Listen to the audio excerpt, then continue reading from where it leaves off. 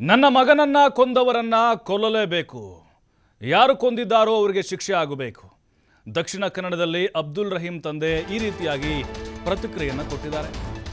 ಮಗನನ್ನ ಕಳೆದುಕೊಂಡಂತಹ ನೋವು ಕಾಡ್ತಾ ಇರುತ್ತೆ ಯಾರಿಗಾದ್ರೂ ಅಷ್ಟೇ.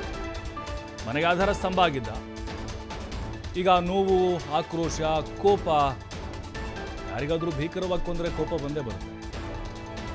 ನನ್ನ ಮಗನ ಯಾರು ಕೊಂದಿದ್ದಾರೋ ಅವ್ರನ್ನ ಕೊಲ್ಲೇಬೇಕು, ಅವರಿಗೆ ತಕ್ಕ ಶಿಕ್ಷೆ ಆಗಬೇಕು ಅಂತ ಹೇಳಿ ಅಬ್ದುಲ್ ರಹೀಂ ತಂದೆ ಪ್ರತಿಕ್ರಿಯೆಯನ್ನು ಕೊಟ್ಟಿದ್ದಾರೆ. ಅನ್ಯಾಯವಾಗಿ ನನ್ನ ಮಗನನ್ನ ಹತ್ಯೆ ಮಾಡಿದ್ದಾರೆ.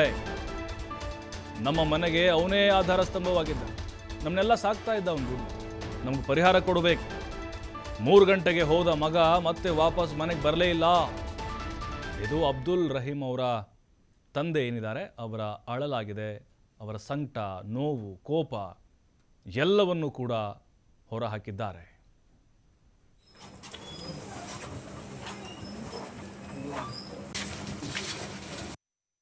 ಚಂದ್ರ ಆಲ್ಮಕ್ಕ ಒಳಗಿಲ್ಲ ಕೊಯ್ಯಾದಕ್ಕೆ ಕೊಯ್ಯಬೇಕಾದ ಇನ್ನು ಹಾಕಿದಾರೆ ಕೊಟ್ಟಿಟ್ಬಿಟ್ಟು ಬಿಟ್ರ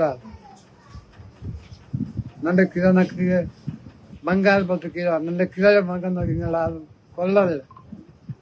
ಅದೇ ಮಗನ ಹಾಕಿದ್ರೆ ಅದು ಕೊಲ್ಲಲ್ಲ. ನಾನು ಇನ್ನು ನಿಲ್ಲಿಸಲ್ಲ. ನಾನು ಪೋಂಡೆ ಹಾಕಿದ ನಾನು ಪೋಂಡೆ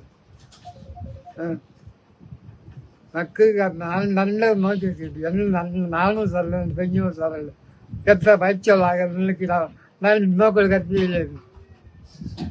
నాకు ಬೇರೆ ಕತ್ತಿಲ್ಲ. അക്കകൈറ്റ് പാതിയിലുണ്ടാകും. ആദ്യം ആഫ്രിക്കക്ക് അകാവുന്ന ഇപ്പം എന്താ പാതി ഇതായിട്ട് പോയി. ചിലത് ആൾമക്ക